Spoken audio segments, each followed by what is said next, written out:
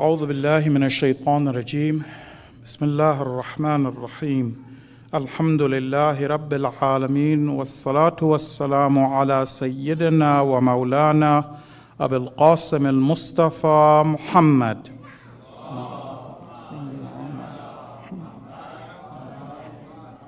وعلى أهل بيت الطيبين الطاهرين المعصومين لا سيما بقية الله في الأراضين روحي وأرواح العالمين له الفداء رب اشرح لي صدري ويسر لي أمري واحلل عقدة من لساني يفقه قولي. So dear brothers and sisters in Islam, Assalamu alaikum wa rahmatullah. Welcome back everybody. We are now continuing where we left off, where we were talking about Quranic Tawheed.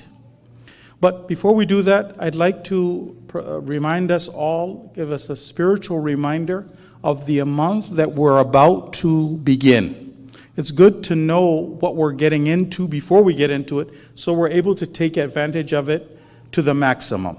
So brothers and sisters, the month that's about to begin is the month of Dhul Hijjah.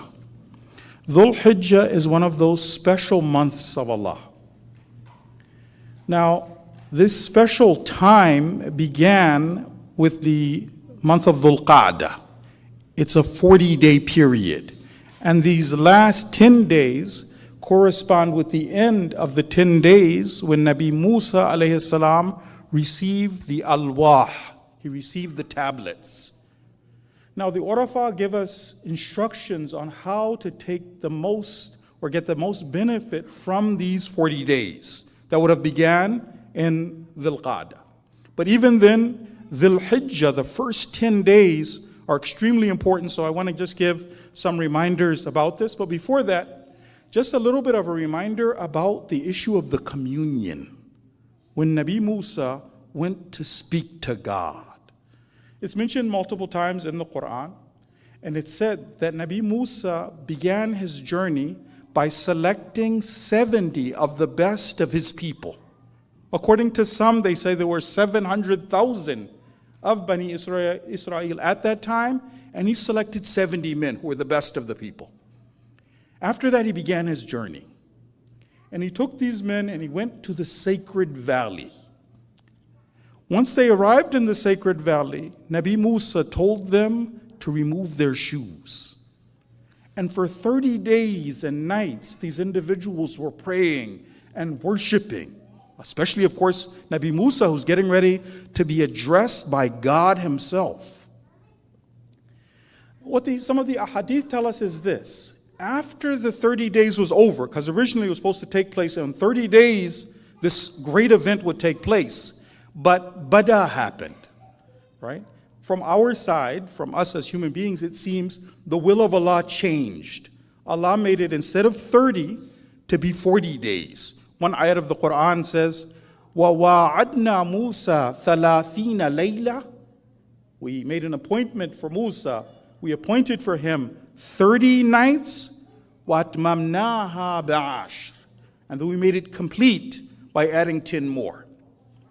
So at that stage, once he got to the end, when he's going to go meet Allah subhanahu wa ta'ala, now Nabi Musa separates himself from those men who've been worshiping, because he had appointed his brother, Nabi Harun, to be in charge. But then now, he's taking care of the people, but then even those individuals who've now been worshiping and praying, he separates from them and he goes himself to that original tree where he spoke to God. And then he receives, of course, the tablets. So, just a little bit to remind ourselves about these dates. So, when Dhul Hijjah begins, the first 9 days are incredible days for fasting. Let's say there's someone who has qadha fast. I need to do them anyway. I would like to make up for them. Fasting for those first 9 days is equivalent to fasting for one's lifetime. So that's fasting. In addition to that, there's going to be a special prayer that you would offer between Maghrib and Isha. I remember in Iran, the prayer was so established in many masajid, everybody would get up after the prayer and everybody would do it, because the prayer, it's an easy prayer. You'll find, inshallah, the details in Mafatih al-Janan. But if you do that prayer for those 10 days, the 10 evenings, then you become a partner in the thawab of the hujjaj. So whatever reward they're getting, you become the sharik in that. Of course, there's special du'as during this time. And brothers and sisters, the day of Arafah, the night of Arafah for a'mal is also very important. The a'mal that we can do, but just knowing how significant the night is. And then of course the day of Arafah, we're hoping inshallah to perhaps have dua Arafah and have it recited here. Inshallah we can do that as a community. The last thing that the Arafah mentioned is that on the last day of the Hijjah, there's a small amal that you can find this in Mafalih al-Janan. And what happens is, if you can do this before the new Islamic year begins, before Muharram begins, Iblis will say that all of my work has been undone. There's a small prayer and some amal that we can do on the last day that will undo everything that Iblis has done. Inshallah, we can take advantage of this month and use it to better ourselves. Salawat ala Muhammad wa ali Muhammad.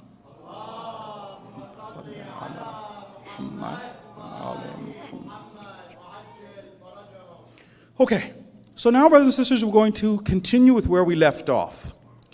We were talking about Quranic Tawheed.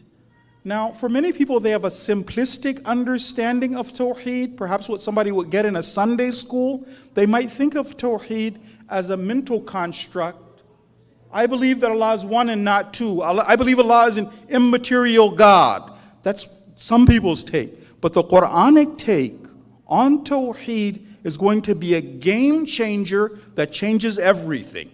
Brothers and sisters, as you know, reading along in the book, the leader has 6 takes on the concept of Tawheed, and he explained to us this isn't all that's there to be said. 6 very important takes for us to all be getting from this. We started on the first, we've covered the first take. The first take, brothers and sisters, was us using Tawheed to be our outlook on the world, our world view, according to Tawheed. Then after that, we began, the title of the chapter was The Outcomes of Tawheed. We began to look at Tawheed as a framework for action, as an ideology. What does Tawheed mean to a committed Muslim?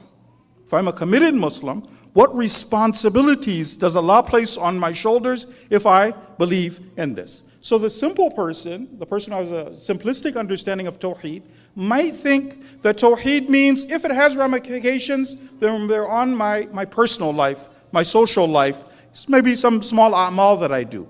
But when we look at Tawheed the right way, we'll see that it's a very big game changer. So we're going to look at some of those ways that Tawheed is going to make us different. But first, salawat ala Muhammad wa ali Muhammad.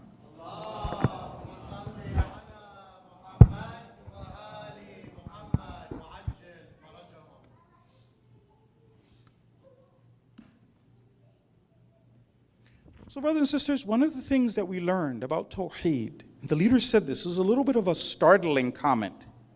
He said that, because we're talking about the differences that Tawheed will make in our lives. If those differences aren't there for whatever reason, my life as a muwahhid is not very different than the life of a non-muwahhid. He says, really, there's not much difference between that Tawheed and shirk. Okay? So what are some of those things that are going to be there and going to be present in the lives of a muwahhid? Inshallah, we can take these, we can look at these, and we can start to examine our lives and see, inshallah, we see the signs of Tawheed that they're present. Now, the first one that we're going to look for as a sign of Tawheed is, how does Tawheed make my life different when it comes to my personal wealth? My personal wealth. Everybody's earning. How does Tawheed, if it's entered my life and entered my heart, how will that be different when it comes to my personal wealth? Brothers and sisters, one of the things that we learn about Tawheed is this. The way we view what we own and what everybody owns is that wealth, property, that which Allah has placed at our disposal is all an amana from Allah. It's all a trust from God. All of the wealth that we have is a trust from Allah subhanahu wa ta'ala. The hadith says this, Al-malu malullah. Wealth, property, is actually that of God's. Al-malu malullah azza wa jal. Ja'alahu wada'i'a inda khalqih. God placed that wealth as an amana in the hands of His creation. So where will it be different then if I'm truly a muwahhid? How can I test? The test, brothers and sisters, comes with attachment. How attached am I to my wealth? Example. So if a friend lent us some money, not lent us money personally, a friend said, I'm placing some money at your disposal, it's still my money, I'm putting it at your disposal, can you keep it for a little while? We're looking for the concept of attachment. And then every once in a while, that friend would call us and say, can you loan this amount of money to this person? Can you give this to this person? Can you buy this? Right? What kind of attachment would we feel to his money? We wouldn't feel anything. I'm just, okay, give it to this person. Burn it or whatever. I mean, it's your thing. It's your money. No attachment for a muwahhid when it comes to our personal wealth. So we would just be waiting for instructions. So now we can test ourselves. How are we with our wealth? Right? It doesn't stop there though. Brothers and sisters, another test for the muwahhid is going to be how we deal with the loss of loved ones. Everyone in their lives, you and I, we're not going to always be here. At one stage of our lives, we're going to be burying either one of us will go first and then we'll be burying that person. Everybody loses people. For a muwahhid, we're going to see the effect of Tawheed and how I deal with the loss of loved ones. There's a woman named Salim. She was one of the Ansar. What happened was, Salim, she and her husband, their son, one of their sons, their boys, he fell ill. He became terminally ill. And the father was obviously very, very worried. You know, you can see the son struggling, going back and forth. He's terminally ill. The wife noticed one day that the boy is about to pass. And the wife, Salim, told her husband, she said, go to Rasulullah. She sent him on some mission. Go ask some question. She got him out of the house. And the boy went back to Allah. When he went back to Allah, the mother told everyone else in the house, let me handle your father. Let me handle your father. Kept him in the corner of the room. She's making sure as a muwahhid, how he deals with the loss of loved ones is important. The husband came back.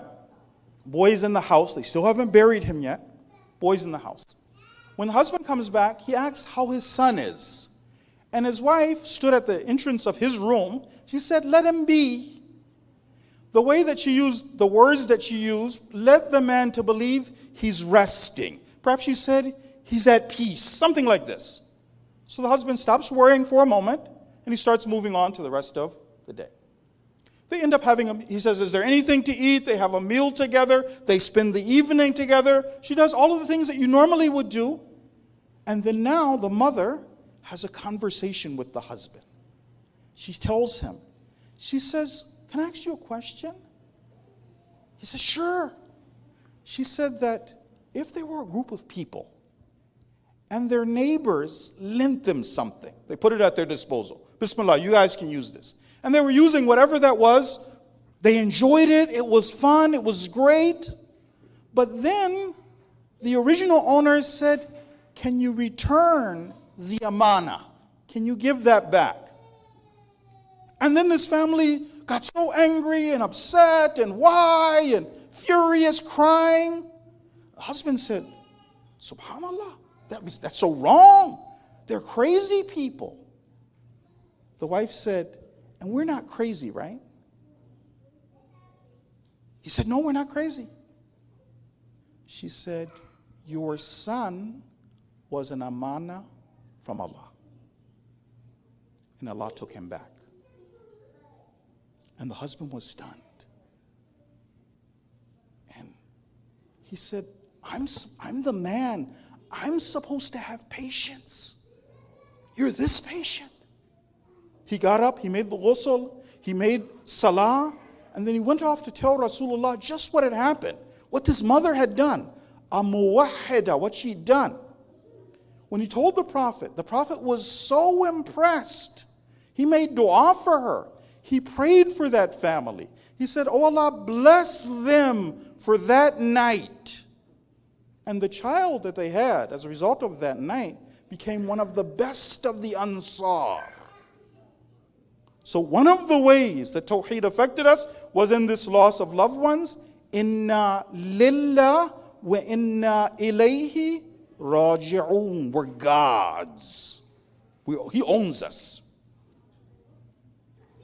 Now, it doesn't stop there though. How we're going to deal with ourselves and others, how we view ourselves and our accomplishments, how we view secular education is all going to be different if we're truly muwahhideen. This is another one where it's going to show up. So, our Prophet was in Medina, and a Christian came to Medina. And this Christian was very accomplished. They said he was very eloquent, very knowledgeable.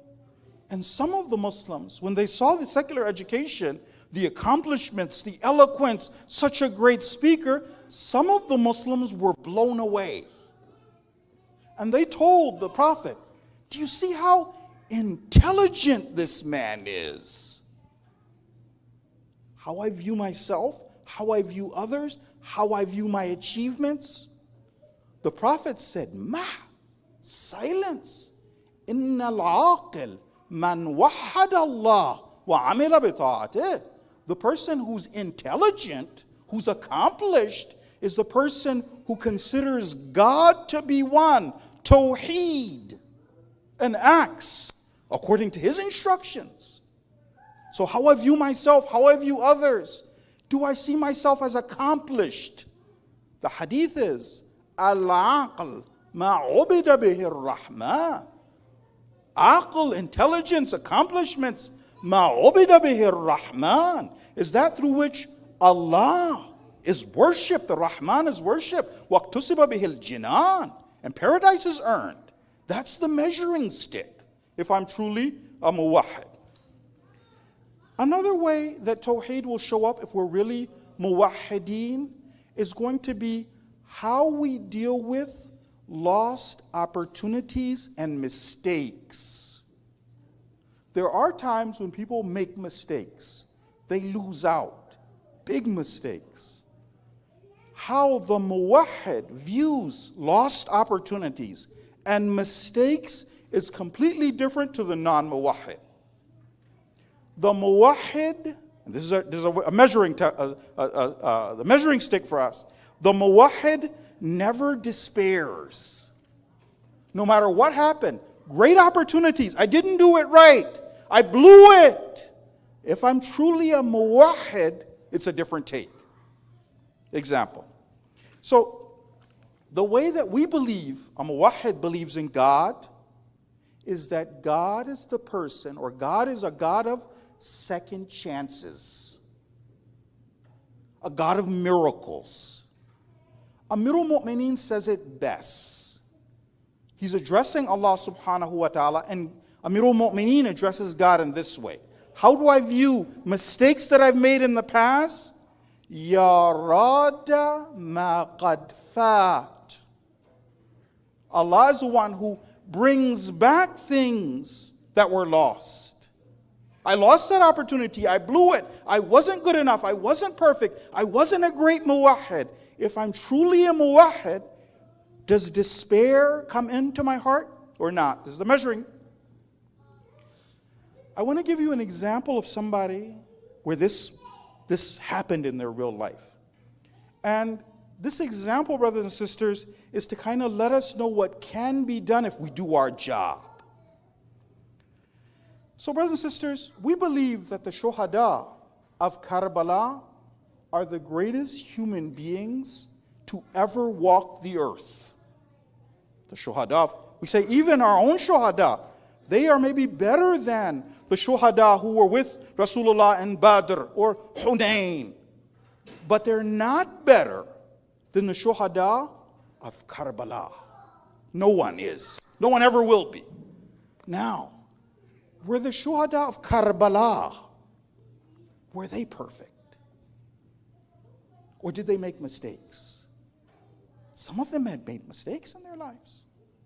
But we believe God is the God of second chances. A true muwahid never despairs. So I want to give you an example of one of the great shuhada, someone who's mentioned by name by Imam Mahdi. We have one of our beautiful ziyarah is ziyarah an-Nahiya, Imam Mahdi. Ziyarah an-Nahiya. And he mentions certain individuals by name. Said such and such. The Imam mentions them. So these are these kind of individuals. One of these people is a man whose name was Abu Thumama. Amr bin Abdullah, Abu Thumama. Abu Thumama, brothers and sisters, is a great man. Not just a good man, a great man. An incredible Muslim. So he is someone who was a companion of Amirul Mu'mineen and fought in all of those three major campaigns. This guy was with him. So we're talking about a grizzled veteran who put in the work. Amirul Mu'mineen. After that, he also supported Imam Hassan. So he's with Imam Hassan. And then in the time of Imam Hussein, he also makes it to Karbala. Right, what better? They tell you a little bit about his story. What happened with Abu Thumama? So Abu Thumama, brothers and sisters, lived in Kufa. He's one of those individuals who wrote letters to the Imam, telling the Imam to come to Kufa. One of those individuals. When Muslim came to Kufa on behalf of the Imam, the wali of the time, when he came to Kufa, then in this stage, he was one of the main supporters. Brave man, known personality amongst the Shia.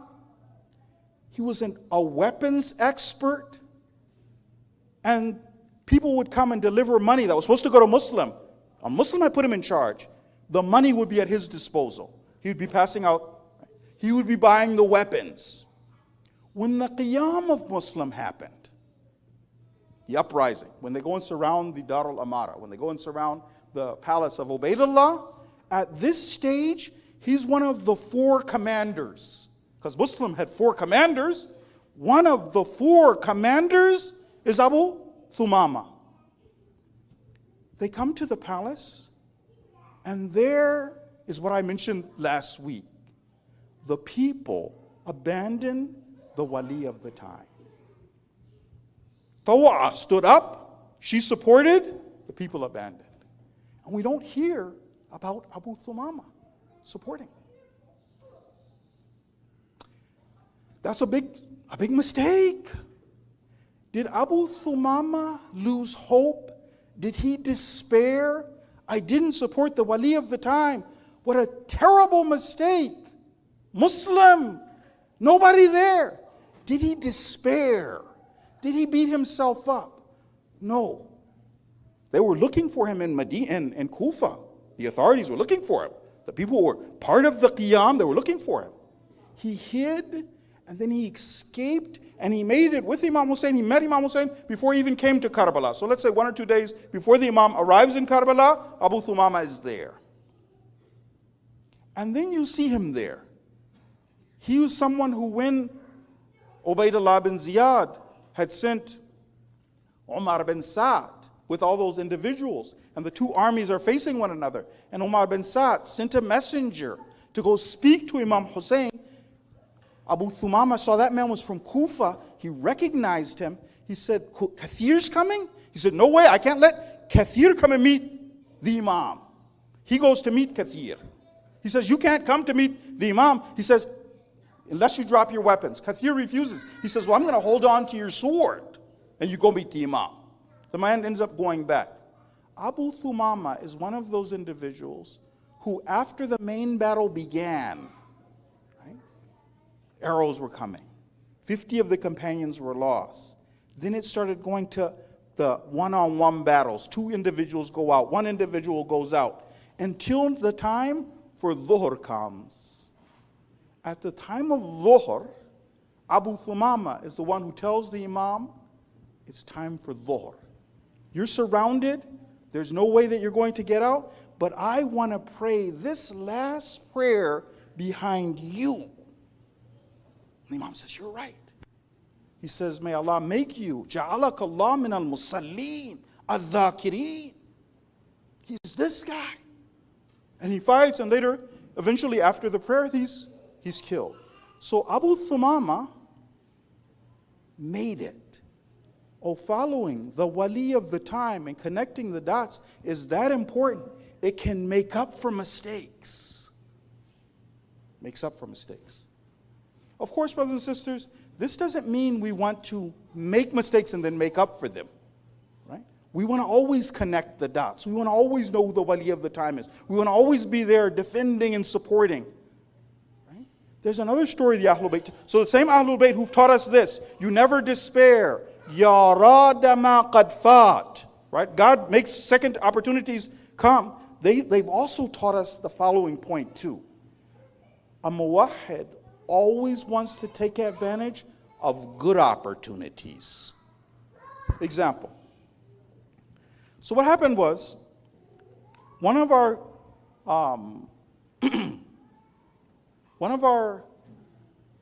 the companions of Imam Baqir tells a story.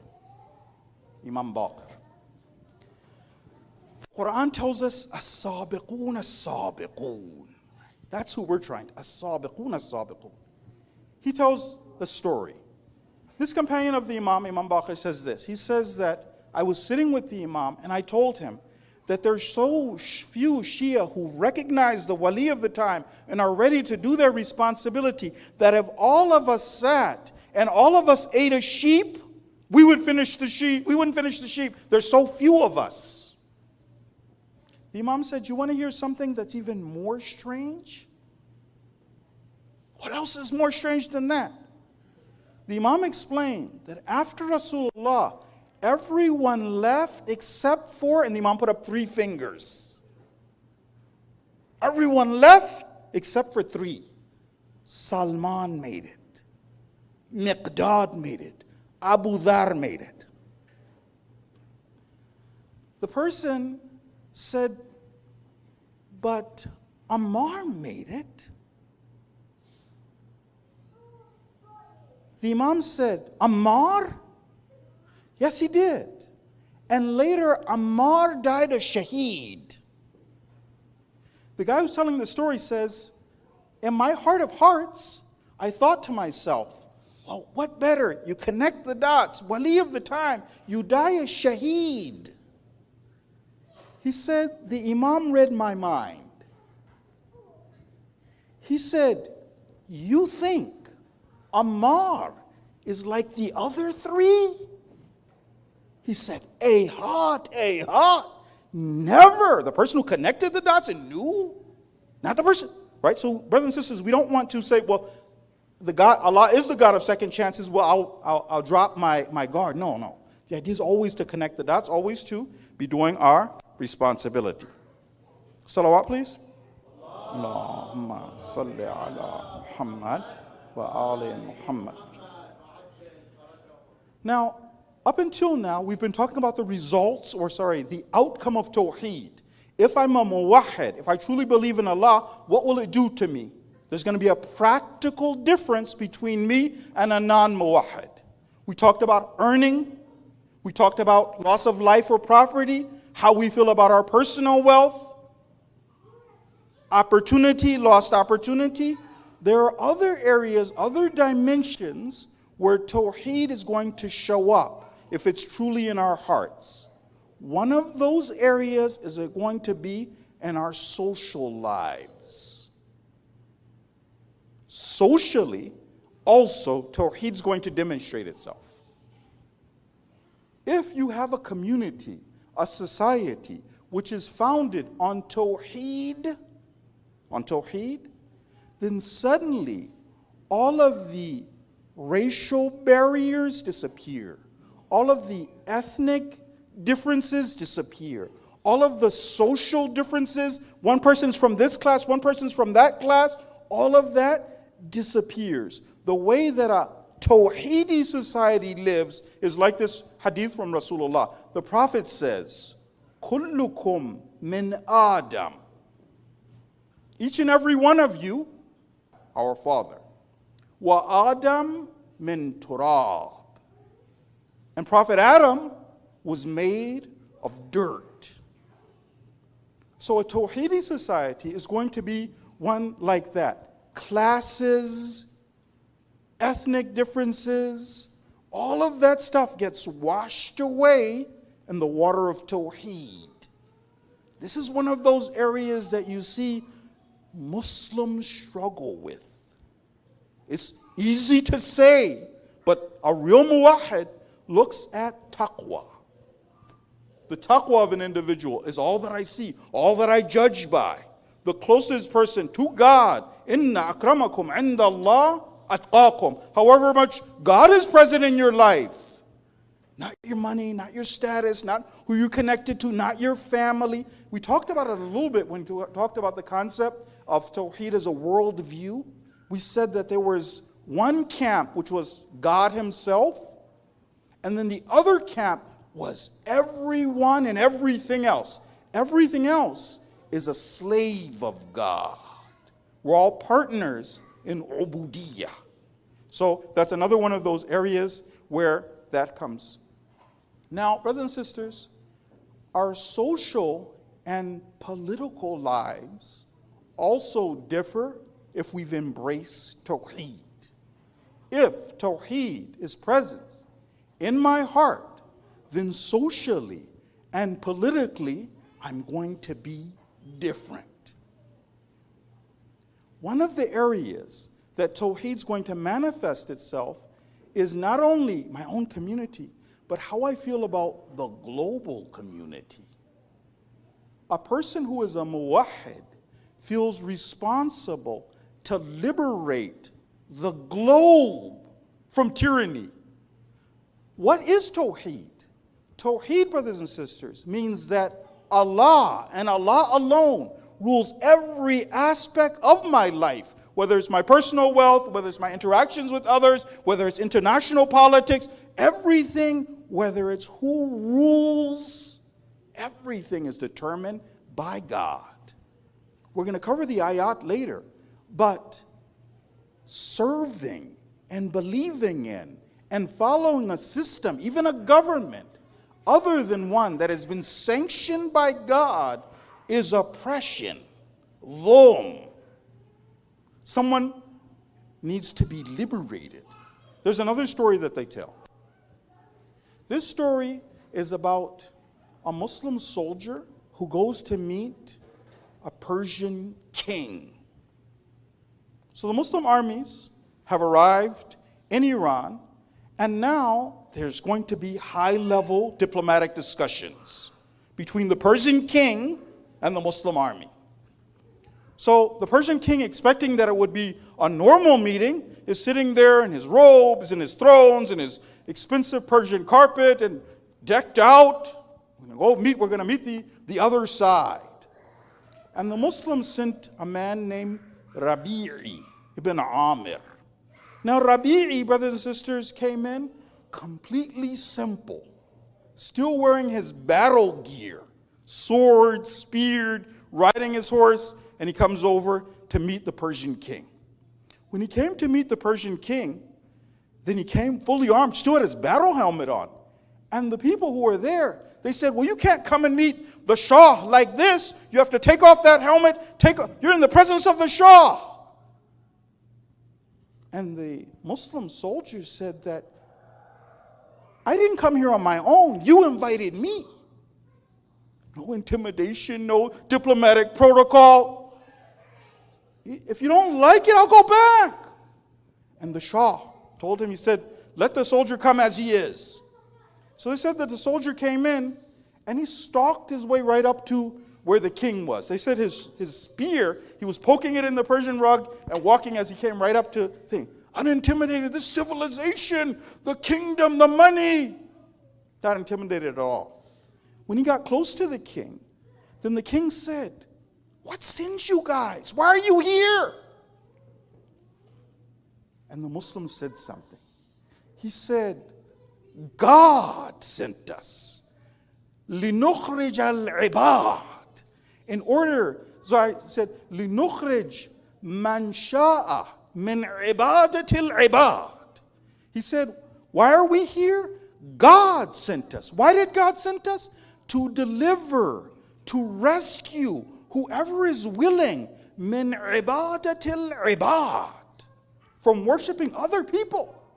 عِبَادَةِ الْعِبَادِ. And to deliver them, إِلَى عِبَادَةِ اللَّهِ, to make them muwahideen. Tawheed means freedom from all of these systems and only worshiping God. So, Tawheed, the other way that we said is going to manifest is my responsibility to the global community, to deliver everyone. Allow me to mention one of my favorite stories of our shuhada. One of our shuhada is named Ahmad Mutawassiliyan. So Ahmad Mutawassiliyan, they were still in the middle of the war with Iran and Iraq at that time. And Ahmad Mutawassiliyan went to Lebanon because they were saying, okay, the responsibility is to take on the big Taghut himself, to go to Israel. And he wanted something like this. So he came to Lebanon, and Sheikh Panahian says that he was giving a speech. And when he was giving a speech, then Shahid Mutawassiliyan said this. He said, wherever there is a Muslim, and that Muslim calls out, Ya lil Muslimin, then we're going to go to that area of the earth and we will liberate that Muslim. But he didn't stop there. Sheikh Panahian said, and then he said, and wherever there isn't a Muslim, we will plant a Muslim. That Muslim will say, Ya lil Muslimin, and we'll go there until we... Right? The global society needs to be liberated. Right? One of the ways that Tawheed manifests itself is that all of these government systems, other than one designated by God, are dhalim. They're oppressive. See, brothers and sisters, back in the day, this is one for us to kind of take apart though. Not now, I'm going to just cover the ayat of the Quran, but just for us to think about. Back in the day, a government system would have a strong man. It would be easy to say, let's say we were alive in the time of Saddam, and there's a strong man, a dictator, an evil dictator, and he's ruling over the people. It might be easy for the simple person to say, well, yes, this form of government is dhalim. Ibadatul ibad. He does with them whatever he pleases. He kills them, he takes them, he murders, right? Ibadatul, this might be clear to see. What's more difficult is something that we learn from Allama Tabatabai. Actually, brothers and sisters, democracy, secular democracy, where you can vote, where you get to call the president Sleepy Joe. How could that be ibadatul ibad? I'm voting, I'm choosing. What happens, brothers and sisters, and this is something for us to take about and be able to explain to people. We'll cover the ayat where we're going to say that all of these non-divine systems are dhalim. We'll cover the ayat. But this part of being able to take it apart. Why? Dhulm in these countries is hidden behind laws. In the good old days, let's say the Dhalimeen were going to Africa. The Dhalimeen would go and they would round up a group of people, put them on a boat, take them. It's easy to see. That's ibadatul ibad. The more difficult way, the subtler way, is to see how it's dhulm now. But dhulm hidden behind laws. I'll give you some examples. But there's something each one of us, we can take apart. Right? The laws make it that oppression doesn't, it seems, you can take, it doesn't seem like ibadatul ibad. Right? Until you don't use someone's preferred pronouns. Then suddenly you realize that, no, there's an agenda here. They're serious. You could lose your livelihood. And then you go deeper. And you see, well, what other laws are there that are stopping people from worshiping God? In the most secular countries, you'll see, for instance, Muslim sisters who want to wear the hijab. She's a muhajjaba. She'll come there. Somebody at the gate of the university, you will remove that clothing. Other people get to choose whatever they want. You will remove this, and then you will enter. You see it so much in how the peoples of the world are treated. The oppression and the proxy wars like Ukraine, and the prison systems here, and what happens if you don't have money, how you're treated, and you dealt with the law. You'll see that over there. And then even the political system that I said is zalim itself. Here, there isn't a direct vote, is there? There's a house of electors. Is that house of electors, or at least by law, they're compelled to even vote the same way that we, the elected, the masses, that we voted? No, not even by law. So they have it controlled inside and out, but it's tyranny hidden behind laws. Now, the Quran's going to be very direct, though. Now we're going to go to our ayat of the Quran.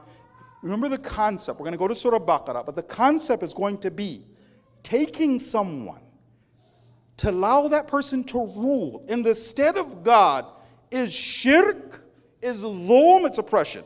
Brothers and sisters, if you can turn with me to Surah Baqarah, and we'll read together from verse number 165. 165. We'll see that these verses, although it's talking about Yawm al-Qiyamah, it's going to be directly related to what happens right now and the concept of Tawheed or shirk, dhulm and oppression. Okay? So brothers and sisters, if you're with me then on Surah Baqarah 165, God says this, وَمِنَ النَّاسِ, so among the people, from the people, some of the people, وَمِنَ النَّاسِ مَنْ يَتَّخِذُ مِنْ دُونِ اللَّهِ أَنْدَادًا. Amongst the people are some who take others as equal with God. Brothers and sisters, Quranic Tawheed is not simple, don't worship a stone idol. No, they take others as equals with God. يُحِبُّونَهُمْ كَحُبِّ اللَّهِ. They love these other false gods, many gods, false deities, like people should love God. Then God stops here. وَالَّذِينَ آمَنُوا أَشَدُّ حُبًّا لِلَّهِ.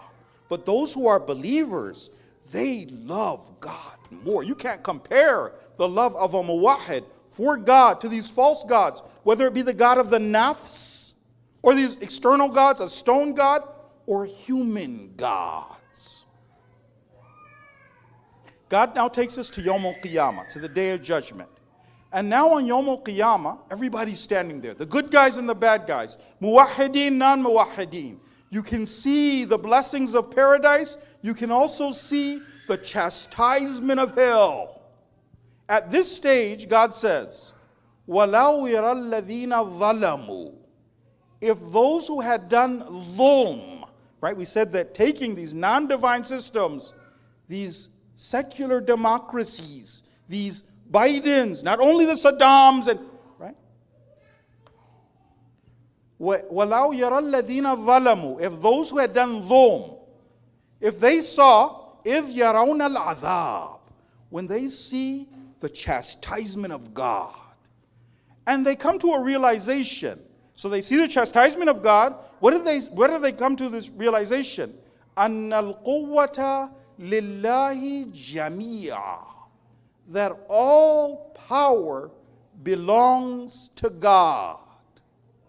Why was it that I would obey my boss, or such and such law, or such and such person, right? And then to see on that day, everyone's powerless. The person who I was killing myself for is also powerless. I'm powerless. أَنَّ الْقُوَّةَ لِلَّهِ وَأَنَّ اللَّهَ جَمِيعًا وَأَنَّ اللَّهَ شَدِيدُ الْعَذَابِ. And Allah is severe in chastising. Then something else happens that breaks the heart of the non-muwahhid. What happens at that stage? God says, إِذْ تَبَرَّأَ الَّذِينَ تُبِعُوا مِنَ الَّذِينَ تَبَعُوا.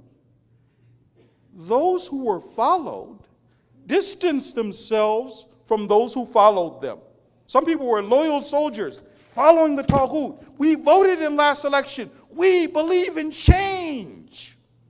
We obeyed. And then you see Sleepy Joe, because he'll have his wits together then, and he will distance himself. Saddam will distance himself from those who were his loyal followers. I died for you. I went through hell and earth for you. The God says that they will distance themselves. Astaghfirullah. You are terrible. How dare you have taken me as a God? By obeying. Boy, so they'll see that they'll distance themselves. وَرَأَوُا الْعَذَابِ. And they'll also see the chastisement. وَتَقَطَّعَتْ بِهِمُ الْأَسْبَابِ. Now there's no excuses, there's no connections, there's no anything. At this stage, those who are followers, those who believed in the system, those who said it could be changed from within, those people, the Zalimeen, who took them as gods, anyone other than God, they will say, وَقَالَ الَّذِينَ اتَّبَعُوا. The followers will say, لَوْ أَنَّ لَنَا كَرَّةً. If only we could go back to earth. فَنَتَبَرَّأْ مِنْهُمْ كَمَا تَبَرَّؤُوا مِنَّا. We would have distanced ourselves from them the same way they're now distancing themselves from us. Well, at that stage, كَذَلِكَ يُرِيهِمُ اللَّهُ أَعْمَالَهُم. It'll be too late then. God will show them just how real it was when you obeyed a non-divine authority. He will show them their a'mal. حَسَرَاتٍ عَلَيْهِمْ. They will want to kill themselves with grease. Hasra. وَمَا هُمْ بِخَارِجِينَ مِنَ النَّارِ. And they will never come out of the fire. So brothers and sisters, we end today reminding ourselves as the practical effects of Tawheed. Our next take on Tawheed is going to be a different one. But we end with salawat ala Muhammad wa ali Muhammad.